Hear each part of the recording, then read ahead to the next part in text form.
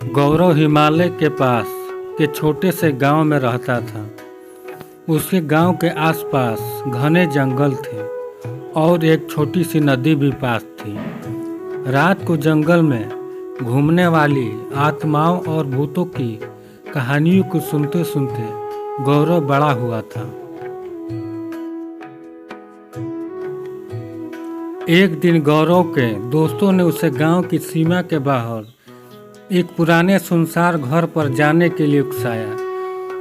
उनके दोस्तों से कहा कि उस घर में कई साल पहले मौत हो गई एक महिला की भूत घूमती है।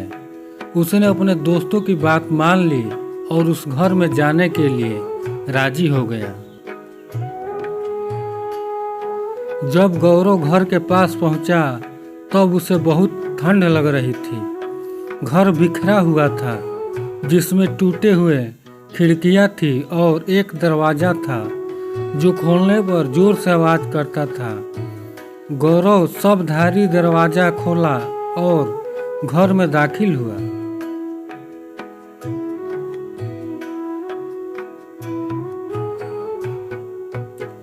घर के अंदर का माहौल बाहर के जैसा भयानक था। छत से जाले लटक रहे थे और हर कदम पर कुछ न कुछ सामान बिखरा पड़ा था। अचानक गौरव को ऊपर एक आवाज सुनाई दी। उसे लगा कि आसपास कोई चल रहा है। गौरव हिम्मत करके ऊपर गया और देखा लंबी बाल वाली एक औरत सफेद साड़ी में उसके तरफ आ रही है।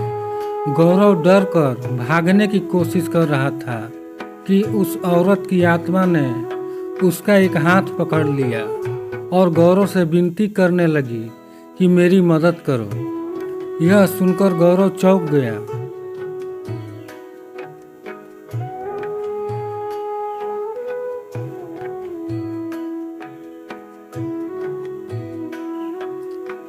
उस औरत ने कहा कि वह घरेलू हिंसा का शिकार हुई है और उसके पति ने ही उसकी हत्या करके इसी जंगल में दफना दिया है।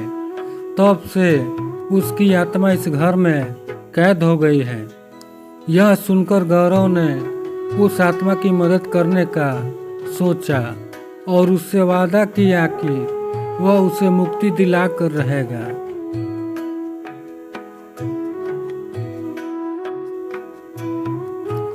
गौरव अपने दोस्तों की मदद से उस आत्मा के शरीर को ढूंढता है जो कि उसे एक पेड़ के नीचे मिलता है। फिर गौरव पुलिस को यह सूचना देता है और पुलिस उस आत्मा के पति को गिरफ्तार करता है और कोर्ट उसे आजीवन कारावास की सजा सुनाती है। गौरव एक पंडित को लेकर उस घर में जाता है और पूजा पाठ करवाता है। इससे उस आत्मा को उस घर से मुक्ति मिल जाती है और वह गौरव का धन्यवाद करती है। गांव वाले सभी गौरव के इस कारनामे से प्रसन्न होते हैं और उसे इनाम देते हैं। दोस्तों, अगर कहानी अच्छी लगी तो लाइक कीजिए, सब्सक्राइब कीजिए और शेयर कीजिए।